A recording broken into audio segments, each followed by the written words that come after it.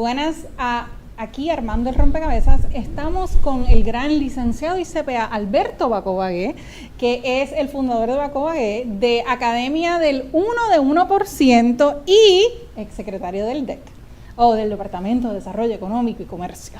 Qué bueno, me alegra estar aquí porque estás haciendo una labor bien necesaria. Gracias, Alberto, gracias.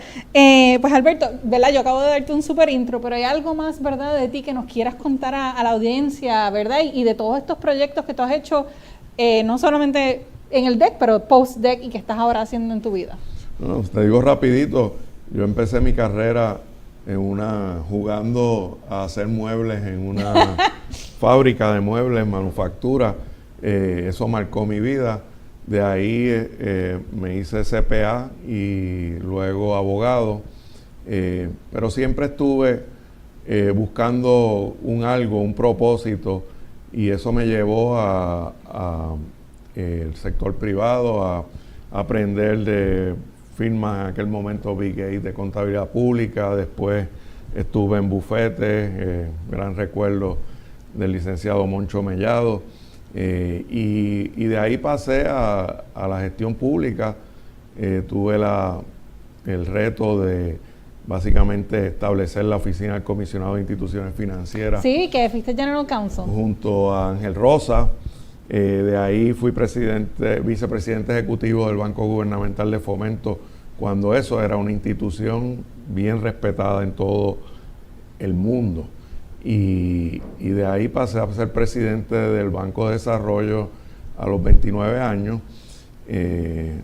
Pasé un proceso de transición que en parte por eso tengo la academia ahora, muy duro, que es la transición de un puesto de alta jerarquía en el gobierno a la empresa privada. Okay. De ahí pues por muchos años me dediqué a asesorar compraventa de negocios, manejo estratégico, y terminé adquiriendo bajo una plataforma de la industria de alimentos llamada Marvel varios negocios de alimentos.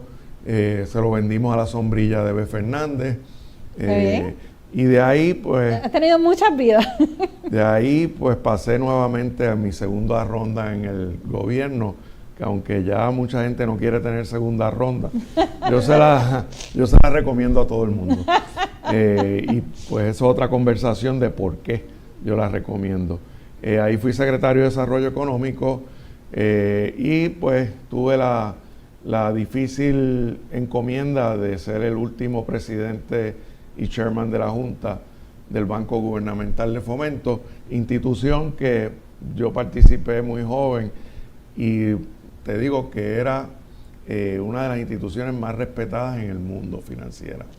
Pero por eso estoy aquí y sigo luchando por lo que creo que Puerto Rico puede volver a lucir al mundo. Y precisamente, ¿qué patrones, verdad? Ya que hemos visto que tienes una carrera bien larga, ¿verdad? Muy loable. ¿Qué patrones económicos tú has visto, verdad, que separan a esas empresas que ayudan a que se desarrollen, a que crezcan, y que las diferencian de aquellas que tienen esa idea, pero que precisamente lo que tienen es un hobby caro? Cuando tú me haces esa pregunta, lo primero que viene a la mente es la cara de don Diego Suárez. Okay.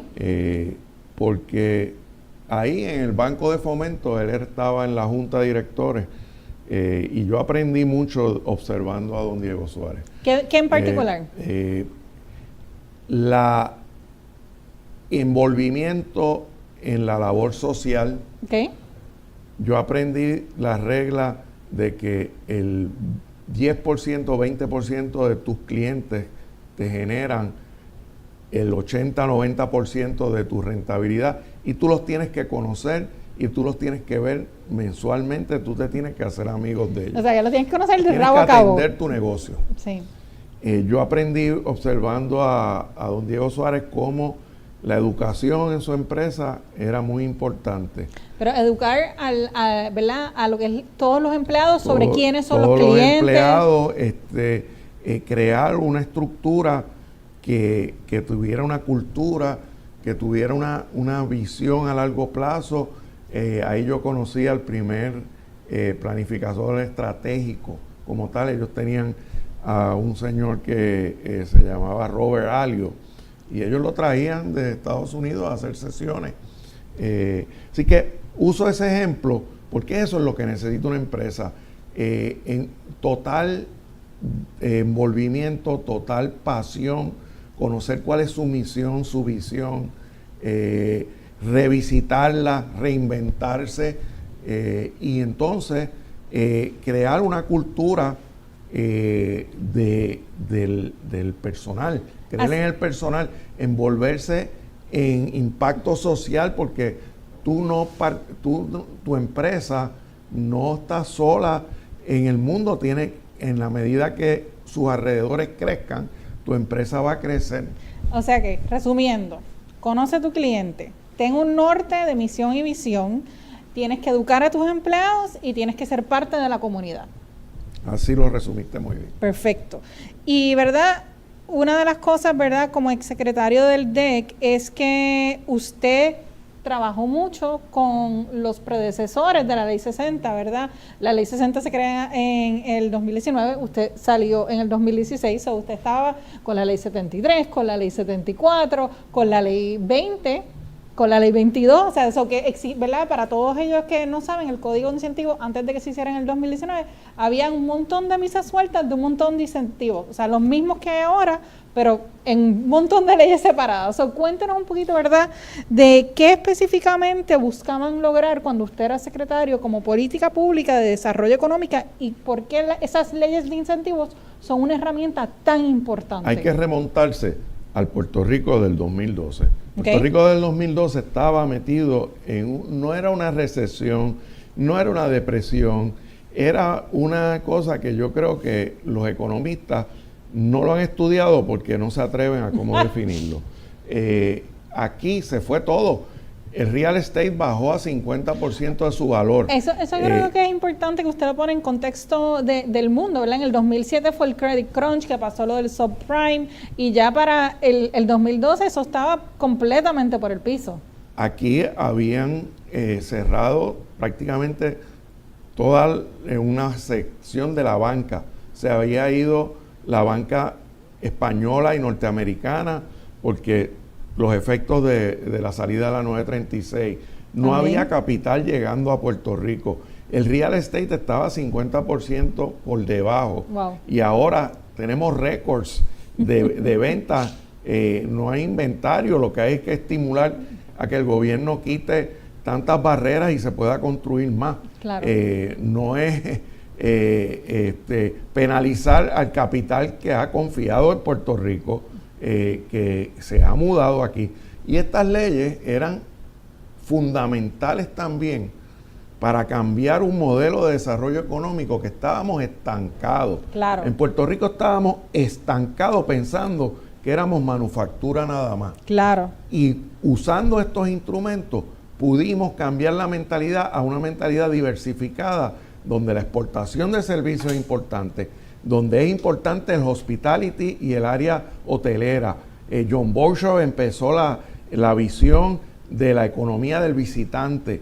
Y aquí ahora tenemos una economía resiliente, una economía diversificada que no depende de manufactura.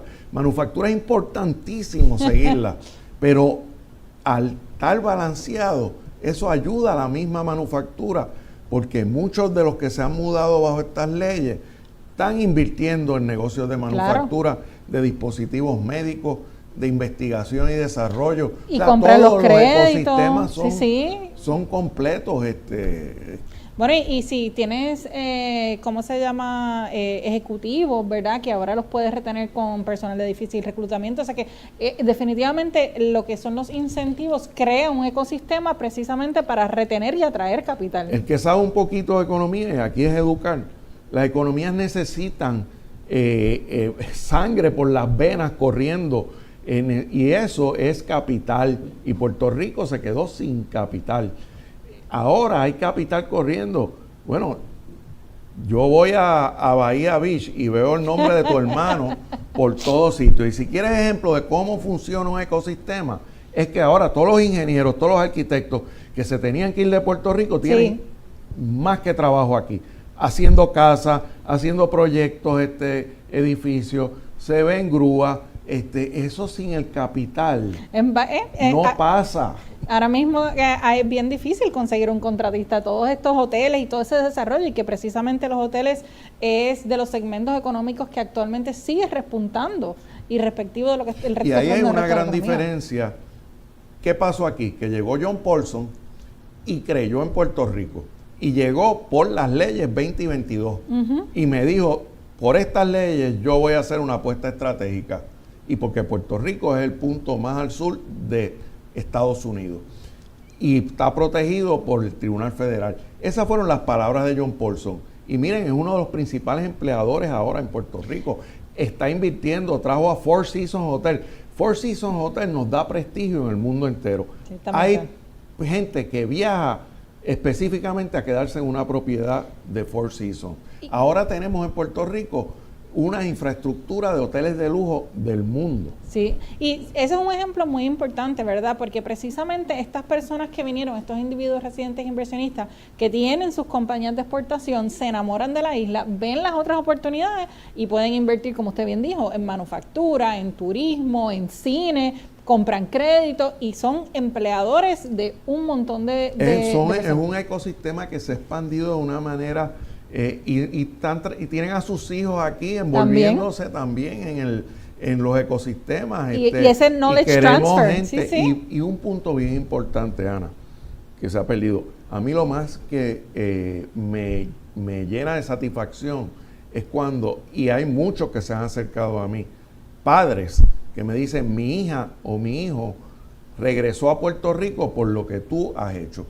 Y eso sí es importante, porque yo sabía desde el principio que estas leyes iban a crear una serie de industrias que no existían en Puerto Rico, y eso es lo que está atrayendo a muchos jóvenes a regresar a Puerto Rico, unido con que podemos exportar servicios desde aquí a las compañías donde ellos están trabajando, y se pueden mudar a Puerto Rico y seguir desde aquí dándole servicio a esas compañías. Y fíjate, yo tengo clientes que no solamente son que nacieron y se criaron aquí en Puerto Rico y se fueron y están ahora regresando o para trabajar para estas compañías que existen o creando sus propios negocios, pero que también gente que son tercera y cuarta generación de puertorriqueños que quieren regresar, ¿verdad?, a la madre, a la patria y han redescubierto a Puerto Rico y tienen orgullo de ser puertorriqueños y regresar. Exactamente. Pues, Alberto, ¿verdad? Tú ahorita hablaste de la Academia del 1%. Y también, ¿verdad? Hemos visto por ahí que sale el Blueprint. So, cuéntanos un poquito de qué es la Academia del 1% y qué es el Blueprint. Bueno, desde que yo salí de secretario me he dedicado a construir una plataforma, porque yo aprendí que en la vida uno persigue logros empresariales y en realidad a veces pierde de vista que lo más importante es ver dónde tú puedes ser más efectivo ayudando a la gente.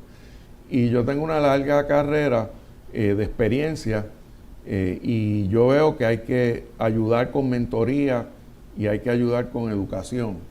Es bien necesario, la gente no tiene tiempo para leer o no ha tenido un padre y una madre que yo tengo casos que he ayudado que son los primeros en ir a una universidad, en su familia no tienen eso, y pues la Academia del 1 y el Blueprint, que es un proyecto de podcast que lo recomiendo, porque en el Blueprint estamos dando esa sabiduría que nos ha tomado años de años.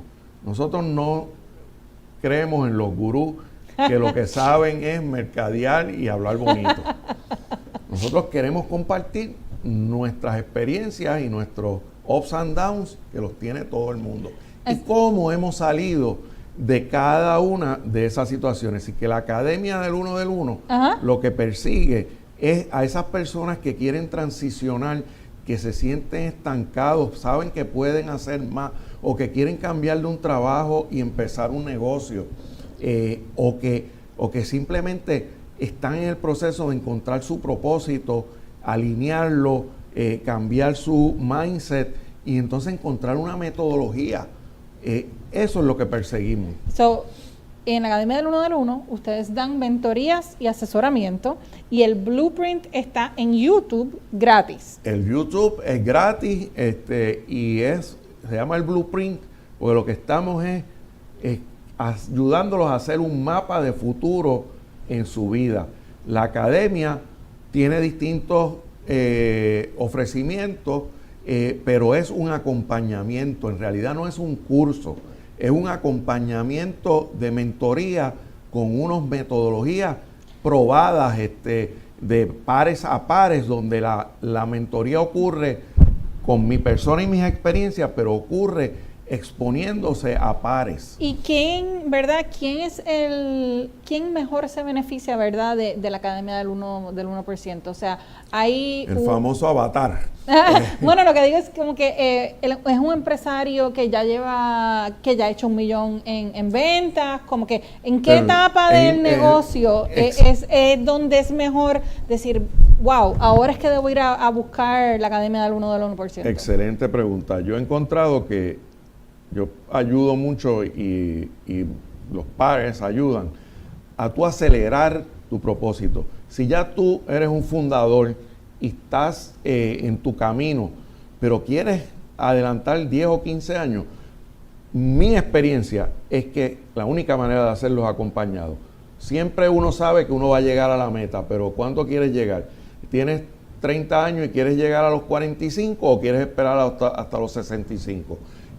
La academia va a ayudarte a cortar todo ese crecimiento. La academia va a ayudar a muchos que tienen un empleo y no acaban de dar el paso a montar su empresa o no enfocan su visión y su misión de una manera, con una metodología que sea un negocio con un modelo de negocio. O sea, que sea viable. Que es en ideas. Cuando las personas todavía están en ideas o están comenzando en ese startup y se quieren tirar a formalizar un negocio o a que un negocio sea, ¿verdad? No un hobby caro, pues entonces ahí buscamos la academia. Lo dijiste muy bien, de asegurarnos que hay el mercado y que en verdad no es un hobby caro.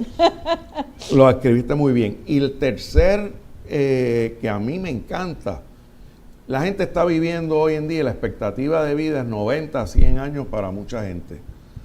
A los 50 años, tú quieres hacer otra cosa. Hay una población bien grande que a los 50 o 60 años quieren transicionar, no se quieren sentar en la casa a ver novelas.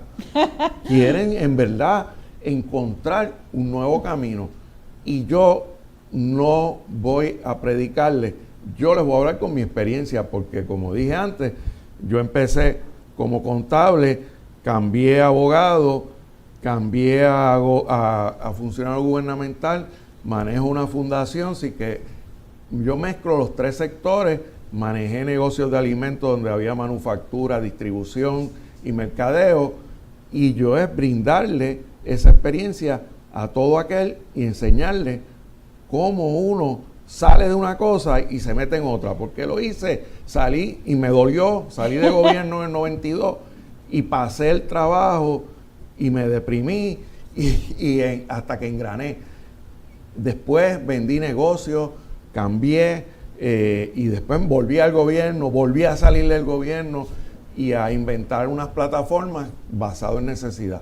Y que yo le puedo aportar a todo ese que está en una transición. Así que el tercer segmento es todo aquel funcionario público que desea transicionar de la vida pública o que esté en cualquier sector, ¿verdad? Y quiere transicionar a otro sector también. O alguien que se retiró de una empresa privada. Pues, perfecto.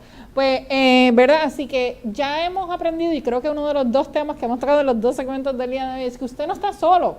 Existen ayudas en Puerto Rico, sea el PRSBTC, sea la Academia del 1%, y nuestro próximo segmento que vamos a hablar con jefes y jefas, jefas y jevas. Así que no se vayan y quédense con nosotros que vamos a diluir o no diluir. Alberto, muchísimas gracias. Gracias por toda tu información. Así que ustedes búsquenlo, Academia del 1% y el Blueprint. Muchísimas gracias. Y suscríbanse con Ana, que está haciendo tremenda labor. Gracias, Alberto.